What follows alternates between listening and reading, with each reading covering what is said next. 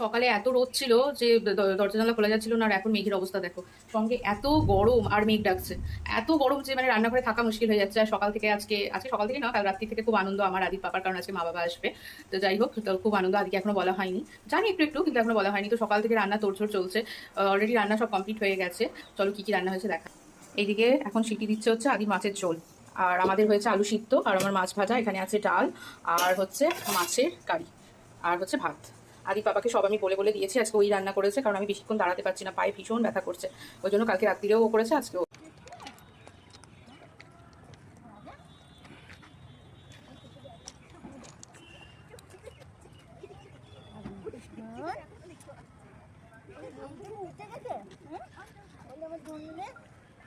চলে এসছো তুমি? তুমি কেন এসছো স্টেশনে আমাকে দেখতে? তুমি জানতে, তুই জানতে না তো।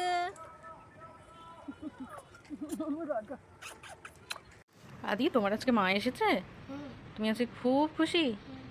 তুমি মাকে আনতে গেছিলে স্টেশনে? দিয়ে কেমন করে ধরলে মাকে? আচ্ছা, কার কোলে ভাবছি, আটা আমাদের কোলে। একবার চেপে ধরেছো মাকে? দিয়ে অনেক কিছু করেছো? দিয়ে তোমার আজকে মনটা ভালো আছে তো?